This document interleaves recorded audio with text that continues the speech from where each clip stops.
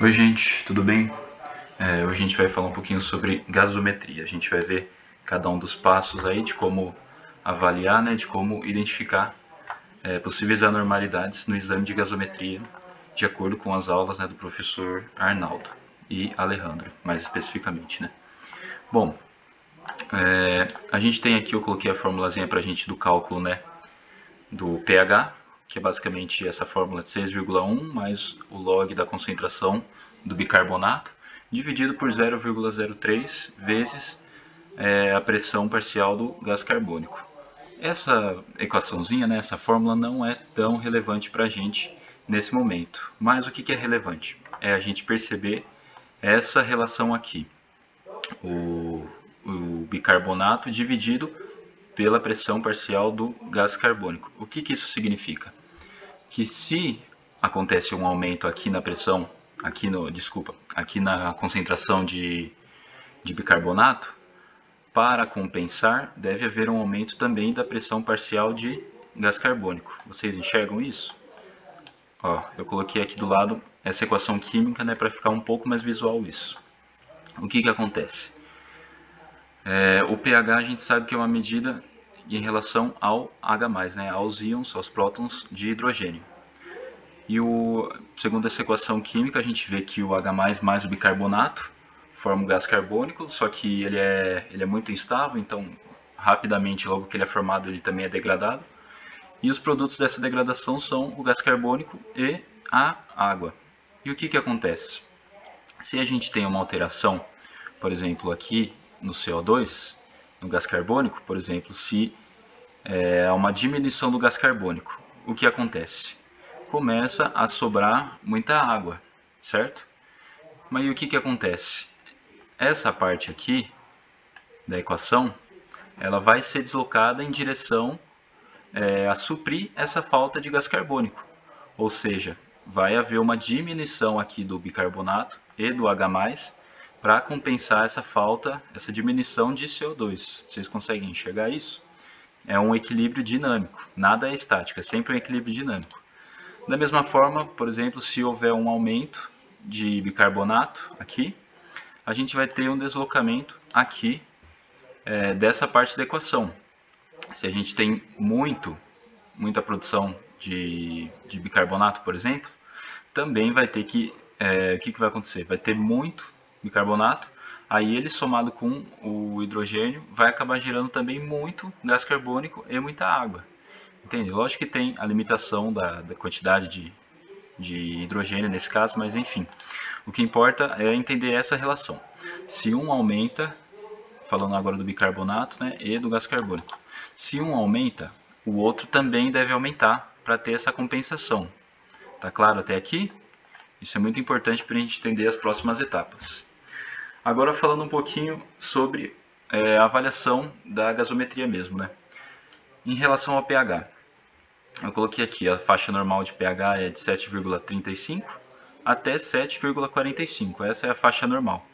Lembrando que pHs abaixo desse valor, abaixo de 7 no caso, são considerados pHs ácidos e acima desse valor é considerado pHs básicos. Então, quanto mais perto do zero, mais ácido, quanto mais perto do 14, né, do 12, mais básico é o pH. Mas como a gente está falando de sangue, esses intervalos são bem menores. Nunca vai chegar tipo a pH 4 ou pH 10, porque nosso organismo ele não sobrevive em pHs tão extremos assim, principalmente por causa da degradação de proteínas e outras coisas também. Mas vamos lá. Eu já falei da faixa normal, de 7,35 a 7,45. É o pH certo, é o pH na faixa ideal.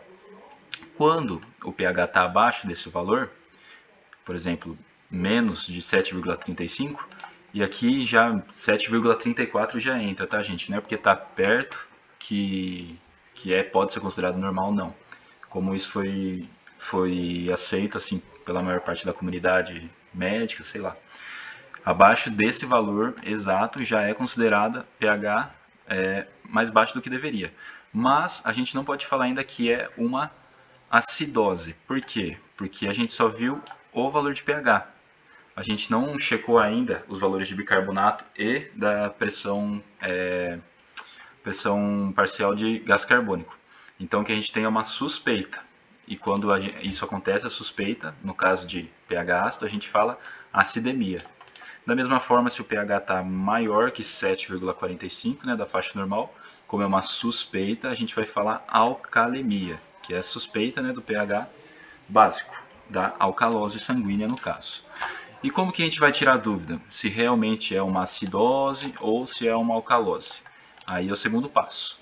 Primeiro passo, por exemplo, se o valor está normal, beleza, por enquanto tudo certo. Você vai para o segundo passo. Da mesma forma, se o pH estiver abaixo ou acima do valor, a gente vai para o segundo passo. O que a gente faz no segundo passo? No segundo passo, a gente vai precisar determinar se esse distúrbio no pH, distúrbio primário, né, ele é de origem metabólica ou de origem respiratória. E como que a gente sabe isso? Olhando para os valores da pressão parcial de gás carbônico e para os valores de concentração do bicarbonato. E como que isso acontece? Deixa eu voltar aqui para a equação rapidinho. Bom, aqui. O CO2 a gente sabe que está envolvido na respiração, certo? A gente respira, né, inspira o O2, o oxigênio, para gerar todo o processo de respiração celular, trocas gasosas, e a gente expira, né, a gente expele do corpo o gás carbônico. Então, o CO2 está envolvido na respiração, certo? Mais especificamente no pulmão. E o bicarbonato, ele está envolvido nos rins, ele é secretado nos rins, mas numa parte metabólica, sim, para compensar alguma anormalidade aqui no pH, como a gente vai ver mais para frente. Então, o que acontece? Por exemplo, um negócio que confundiu muito nas aulas aí que eu estava observando. Quando a gente tem um valor menor de PCO2, o que aconteceu? Significa que a gente acabou retendo mais CO2, certo? Por quê? A gente precisava ter uma quantidade X de CO2 no sangue. Mas se a gente tem uma quantidade maior que X, significa que a gente não está respirando, que o paciente, no caso, não está respirando tanto quanto deveria. Isso se chama hipoventilação. Ou seja, ele está retendo mais gás carbônico do que deveria. E o contrário é verdadeiro também. Se a gente tem mais CO2 do que deveria no sangue, significa que aliás, ao contrário. Se a gente tem menos CO2 no sangue do que deveria, significa que o paciente está hiperventilando. Por quê? Porque ele está respirando uma frequência muito maior do que a ideal. E essa respiração ofegante, né, que a gente é bem visual, a gente percebe quando a pessoa respira bastante, nessa respiração ofegante, nessa hiperventilação, ela acaba expelindo muito mais CO2. Então esse equilíbrio é deslocado. Entendem essa relação? Se a gente está com menos CO2 no sangue, menos do que deveria, né? Significa que a gente hiperventilou demais. E se a gente está com mais, significa que a gente hipoventilou, certo? Significa que a gente não expeliu tanto gás carbônico quanto deveria na respiração.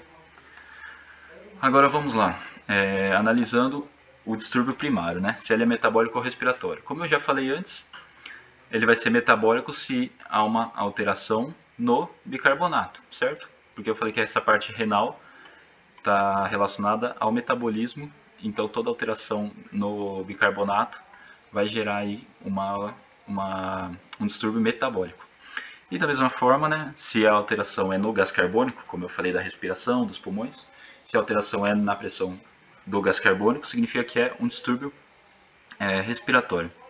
Aqui, gente, só um adendo, a concentração de bicarbonato é mais visual, né? É a concentração mesmo no sangue, mas a gente fala pressão parcial ou pressão de gás carbônico porque essa medida ela é a medida da pressão que o gás faz, no caso na artéria ou na veia, né? Depende se é gasometria venosa ou arterial.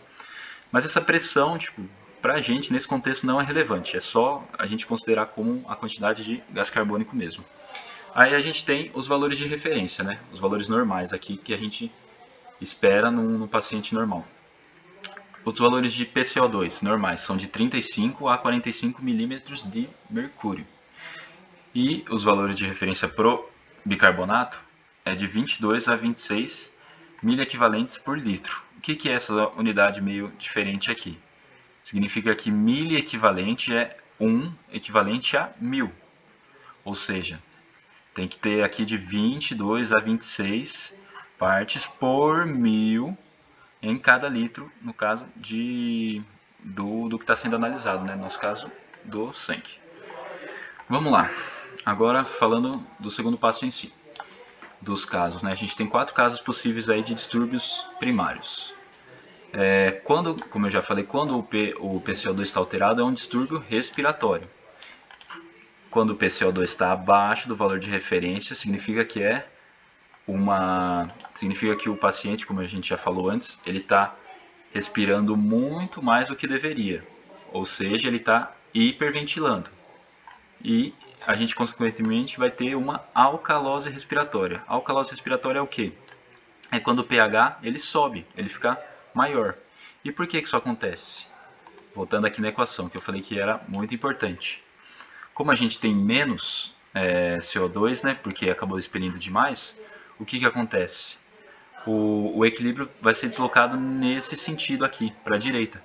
Então a gente vai ter menos bicarbonato também e, consequentemente, menos H+. E como a gente sabe que o pH é a medida do H+, se tem menos H+, significa que o pH vai diminuir, certo? E o contrário, portanto, se o PCO2 está acima do valor de referência, a gente tem uma acidose respiratória pelo mesmo mecanismo, certo? Agora aqui, falando dos distúrbios metabólicos, quando o bicarbonato está alterado, né? Se o bicarbonato está abaixo do valor de referência, a gente tem uma acidose metabólica. Por quê? Voltando aqui na equação. Se a gente tem aqui uma diminuição do valor de bicarbonato, né? A gente vai ter uma acidose metabólica. Por quê? Porque se aqui está diminuindo, aqui também vai acabar diminuindo, para deslocar o equilíbrio nesse sentido. E se aqui diminui, significa que a gente vai ter aqui menos quantidade de H+. Então, o que acontece? A gente acaba tendo essa acidose metabólica. E o contrário é verdadeiro também. Se tem uma quantidade de bicarbonato acima do valor de referência, a gente tem a alcalose metabólica. Agora uma particularidade minha, né? Eu acho um pouco mais difícil a gente pensar no pH olhando pro bicarbonato, que para mim eu acho que é menos visual. Então o que eu faço? Eu olho pro PCO2. Voltando aqui na equação, ó, como a gente estava falando que um tem que ser proporcional ao outro, se um aumenta, o outro tem que aumentar. Então significa, por exemplo, que quando a gente tem uma alcalose respiratória, quando o PCO2 está abaixo do valor de referência, né? Significa que vai acontecer o contrário com o bicarbonato. Então, ó, se o PCO2 está abaixo do valor de referência, a gente vai ter a alcalose. Mas como é o contrário, quando o bicarbonato está abaixo, é uma acidose, entende? Eu uso isso para gravar, não sei se vocês conseguiram entender bem, mas é um jeito que eu peguei para memorizar isso. Como eles têm que se complementar, um é o contrário do outro. Se a diminuição do PCO2 gera uma alcalose respiratória, né, no caso, a diminuição do bicarbonato vai gerar uma acidose metabólica, ao contrário. E o contra-exemplo também é verdadeiro, né? Se o PCO2 estiver acima, vai ser acidose respiratória, e se o bicarbonato acima, a alcalose respiratória, sempre o contrário. E aqui tem os valores de referência, né, para a gente ver se o PCO2 ou o bicarbonato está alterado. Beleza? Agora vamos para o terceiro passo aqui. No terceiro passo, a gente vai fazer o quê? A gente vai determinar se o distúrbio primário está ou não compensado. Aí eu coloquei essa observaçãozinha aqui.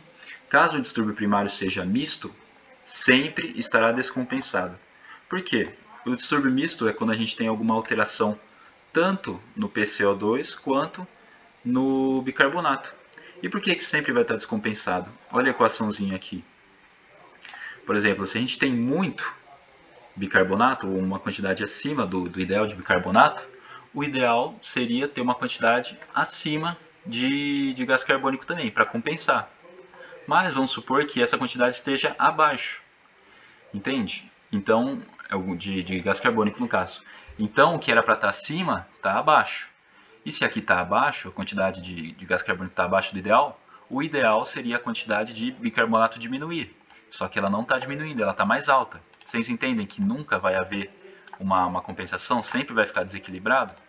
É por isso que em casos mistos, né, quando o distúrbio primário é misto, tem alteração tanto na concentração de bicarbonato quanto na pressão parcial de gás carbônico, sempre vai estar descompensado.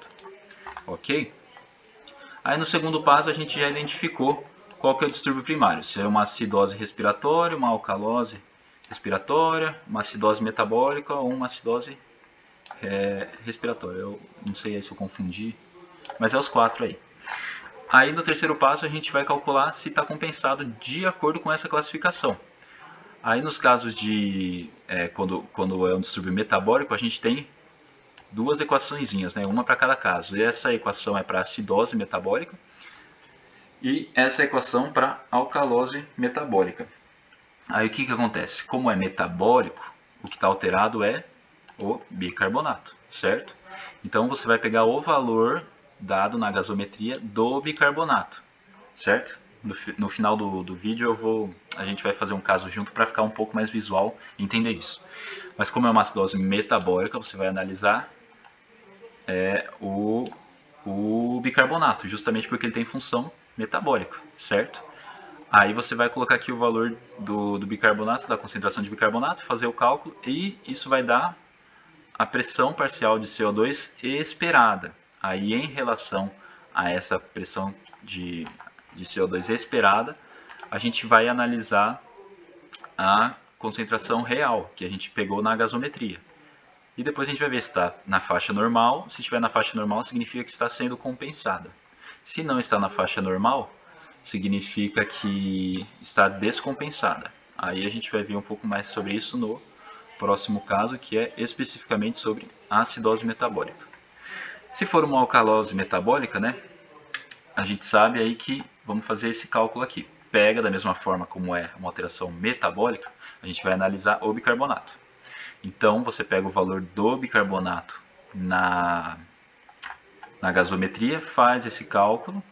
Observem que vai dar um intervalo, né, nas duas equações, porque a gente tem mais e menos 2 aqui. Vai dar um intervalo. Se a pressão, essa é a pressão de CO2 esperada, né? Se a pressão de CO2 está nesse intervalo, significa que está sendo compensada. Se não, significa que não está compensada, certo? Agora, na acidose respiratória e na alcalose respiratória é um pouquinho diferente. Por quê? Como a gente tem um distúrbio respiratório, significa que a compensação vai ser metabólica, certo? Sempre o contrário. Aí aqui, por exemplo, vamos falar da acidose respiratória primeiro. A gente tem os casos agudos e os casos crônicos. Como que a gente sabe se é um caso agudo ou se é um caso crônico? Agudo a gente sabe que é uma coisa mais imediata, assim, né? Mais repentina. Por exemplo, se é um distúrbio recente. Agora, casos crônicos são coisas mais antigas, né? Algumas doenças, algumas disfunções mais longas, assim, de longa data, né? Que já estão no paciente, no caso, né? Há mais tempo. E a gente sabe também que, segundo o que o professor falou em aula, que essa resposta do rim, ela acontece de 3 a 5 dias. Ou seja, se a gente tem uma descompensação respiratória, o rim ele leva de 3 a 5 dias para fazer a compensação com o bicarbonato. Então, se for um caso agudo, se for alguma coisa mais recente, a gente vai ver que o bicarbonato não está na quantidade suficiente para gerar essa compensação, justamente porque é uma coisa recente, se for até em 3 dias, né, não deu tempo do rim ainda fazer essa compensação. E o contrário em casos crônicos, se é uma coisa que já a partir de 3 dias, né, 4, 5 dias, até mais dias, né, a partir do 5º dia, já vai ter resposta do rim com a concentração de bicarbonato. Então a gente vai perceber olhando a concentração de bicarbonato novamente de acordo com os valores de referência, certo? E vamos lá, em casos agudos, né, de acidose respiratória, a gente vai acrescentar 1 milha equivalente por litro no bicarbonato para cada elevação de 10 milímetros do PCO2. Acidose significa que, acidose respiratória, significa que a gente tem uma quantidade maior de PCO2. Vamos supor aqui, ó, o valor de referência é de 35 a 45 milímetros de mercúrio. Se a gente tem, por exemplo, 65 milímetros de mercúrio de PCO2, significa que ele está 20 milímetros de mercúrio a mais do que o valor de referência. Então, é 2 vezes isso aqui. Então, a gente vai acrescentar 2 milha equivalentes por litro de bicarbonato, certo?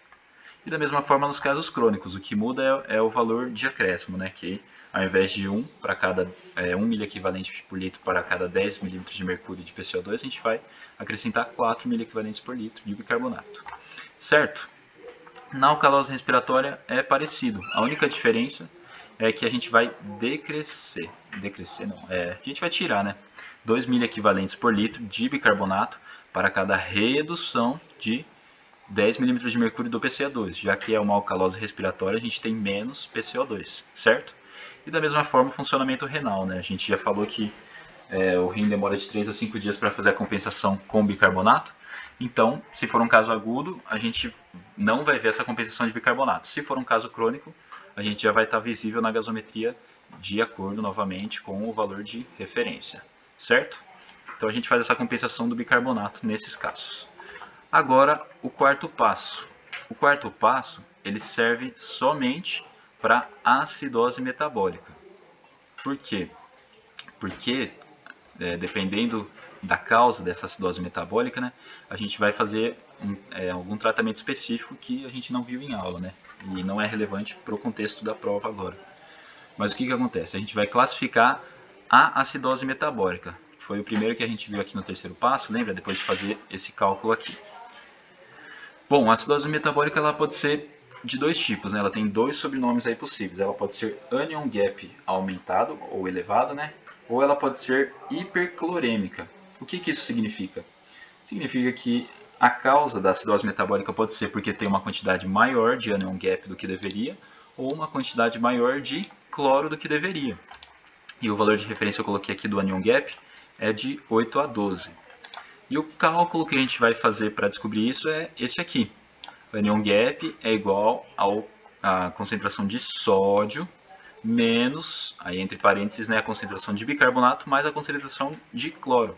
Mas eu percebi que muita gente ficou confusa com isso durante a aula, que o professor meteu essa de menos e mais, tal, para mim fica mais complicado. Aí eu fiz essa derivação aqui, né, da equação que para mim faz mais sentido. A gente sabe que o sódio ele é positivo, certo? Na+, ele é um cátion. E o bicarbonato é negativo, HCO3-. O cloro, Cl-. E os anions gaps, como o próprio nome já diz, né, anion, também são negativos. Então, para mim, faz mais sentido dividir entre cátions e ânions. Aí, o que acontece? A gente vai ver na gasometria um valor correspondente de sódio. Daqui a pouquinho a gente vai fazer um caso de gasometria, né, um exercício mesmo, que a gente vai ver o valor de sódio, que fica mais ou menos na faixa de 140. E tem também o intervalo lá de normalidade do cloro e o de bicarbonato, né? Tudo isso na gasometria. A única coisa que a gente não vai ter vai ser o valor do anion gap. Por quê? O anion gap, como o próprio nome já diz, né, são ânions, mais de um ânion, mais de um íon negativo, né, de determinado elemento. Gap o que significa? Gap é como se fosse uma falha, um intervalo.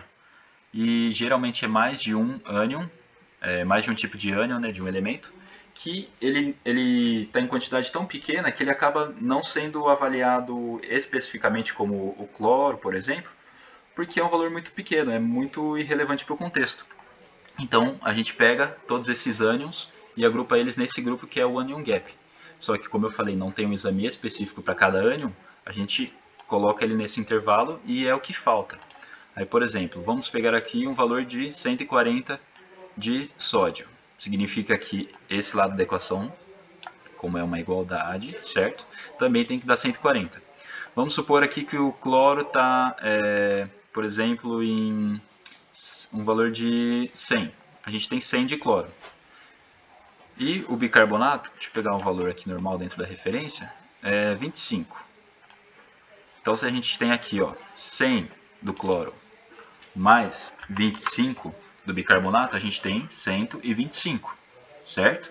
Aí, para chegar no 140, quanto que falta? 125, joga para cá, né? Menos 140, a gente tem 15. 15 de anion gap. Mas olha aqui o valor de referência. O anion gap normal está entre 8 e 12. Se ele deu 15, significa que o quê? Que o anion gap está elevado, certo? Entenderam isso? Ou o anion gap vai estar elevado, ou o cloro vai estar elevado, hiperclorêmica, certo? Por exemplo, se o cloro, eu esqueci o valor de referência, depois na gasometria a gente vai ver.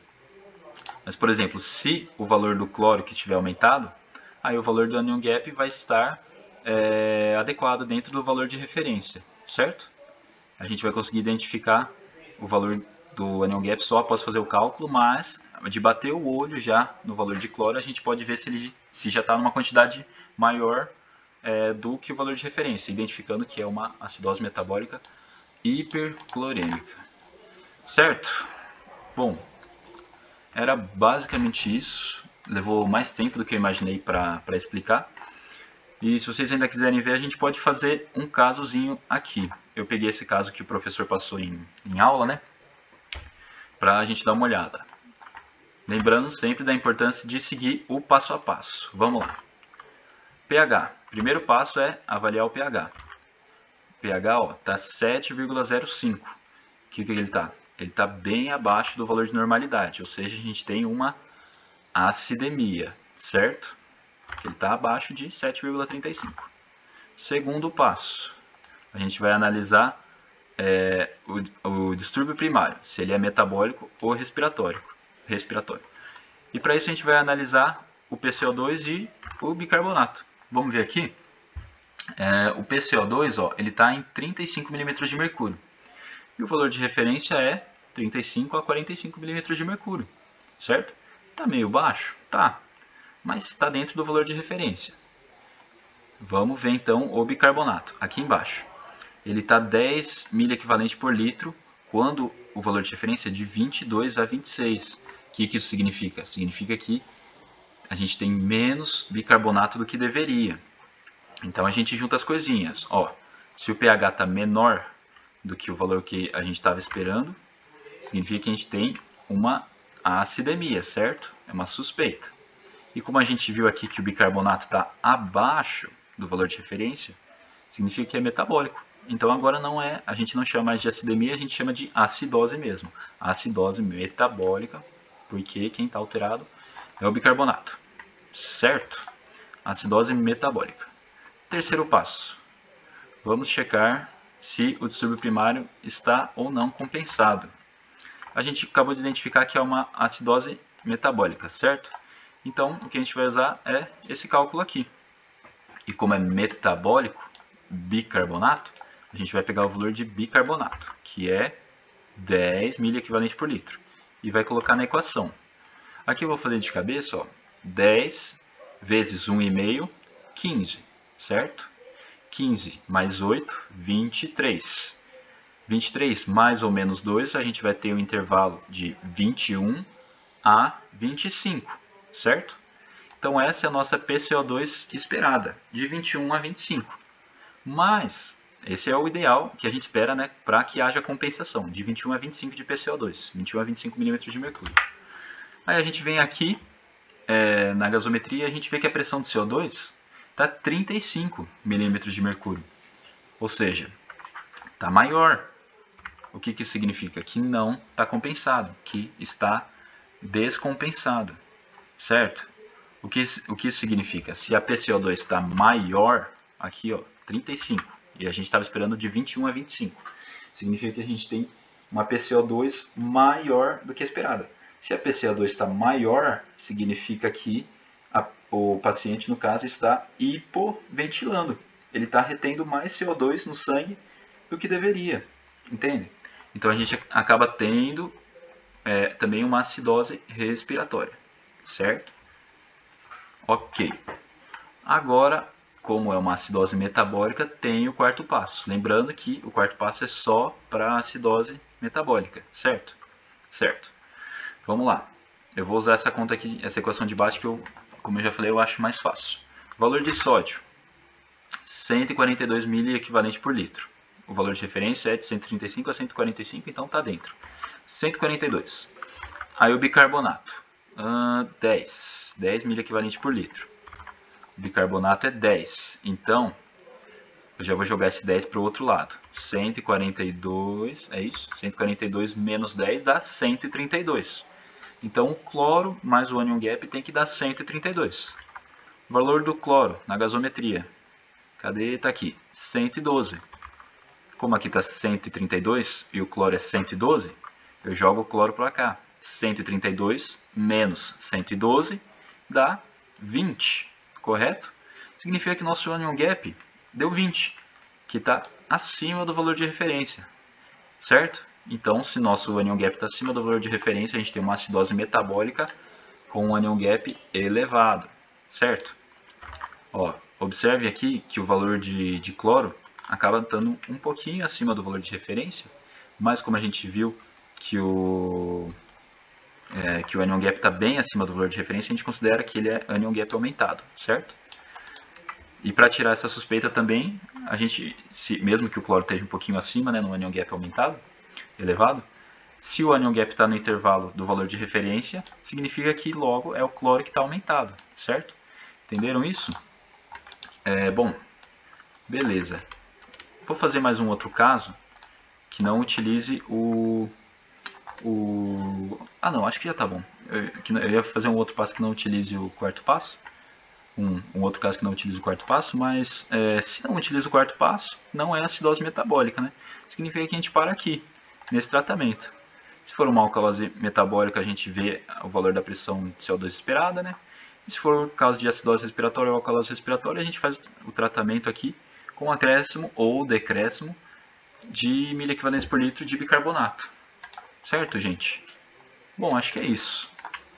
Desculpa aí, o vídeo ficou gigantesco, tá vendo aqui 32 minutos já, mas espero que tenha dado para entender.